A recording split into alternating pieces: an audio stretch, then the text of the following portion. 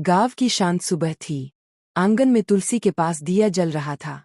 नेहा, भाभी, अपने काम में व्यस्त थी और घर में नई नई आई थी। उसकी शादी अमित से हुई थी, जो शहर में नौकरी करता था और अक्सर घर से दूर रहता था। घर में एक और सदस्य था, राहुल, देवर। कॉलेज में पढ़ता था, सीधा सादा और दिल का साफ लड़का।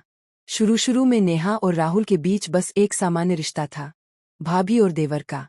लेकिन समय के साथ, जब अमित काम के कारण महीनों घर नहीं आता, तो घर की जिम्मेदारी और अकेलापन नेहा को अंदर से कमजोर करने लगा। राहुल ये सब महसूस करता था। भाभी, आप इतना अकेले मत रहा करो, कभी कभी बाहर घूम लिया करो, राहुल ने एक दिन कहा। नेहा हल्का सा मुस्कुराई। घर संभालना भी तो जरूरी है राहुल। और फिर आदत हो गई है। धीरे धीरे राहुल ने नेहा का ख्याल रखना शुरू कर दिया। कभी सब्जी लाना, कभी चाय बनाकर देना, तो कभी बस उसके साथ बैठकर बातें करना। नेहा को ये अपनापन अच्छा लगने लगा।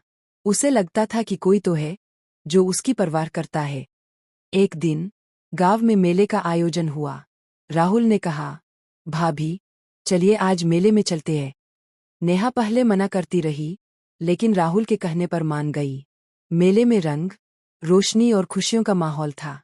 नेहा बहुत दिनों बाद इतनी खुश दिख रही थी। राहुल उसे देखकर खुश था।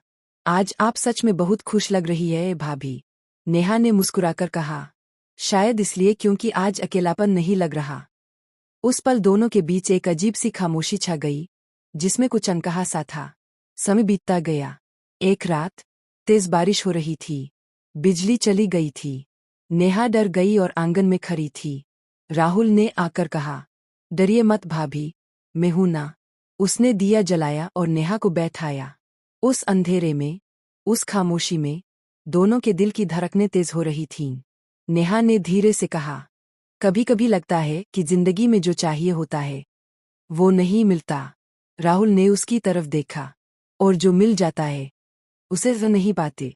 दोनों की नजरें मिलीं, और उसी पल उन्हें एहसास हुआ कि वो एक खतरनाक मोड़ पर खड़े हैं। अगले दिन नेहा ने खुद को थोड़ा दूर कर लिया। वो समझ चुकी थी कि ये रिश्ता सिर्फ देवर भाभी का है और इसे उसी मर्यादा में रहना चाहिए। लेकिन दिल को समझाना इतना आसान नहीं था। राहुल भी परेशान रहने लगा। वो खुद से लड़ रहा था। ये गलत है। ये रिश्ता ऐसा नहीं हो सकता। एक दिन अमित अचानक घर आ गया।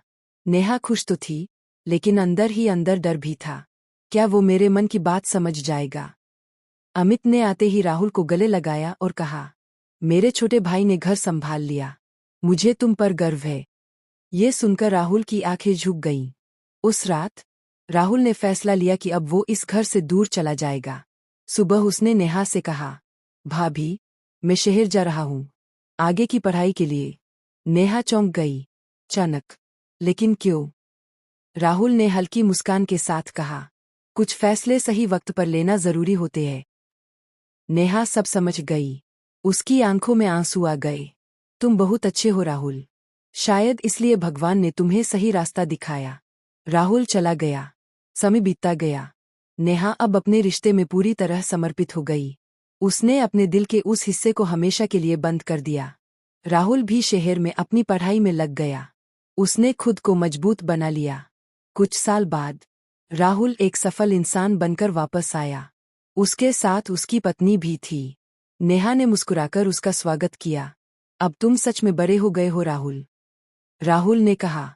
और आपने मुझे हमेशा सही रास्ता दिखाया भाभी। दोनों के बीच अब भी एक अपनापन था, लेकिन उसमें कोई उलझन नहीं थी, कोई गलत भावना नहीं थी। बस एक सम्मान, एक समझ और एक खूबसूरत रिश्ता। हर रिश्ता अपनी एक मर्यादा लेकर आता है, और सच्चा प्यार वही है जो उस मर्यादा को समझे और निभाए।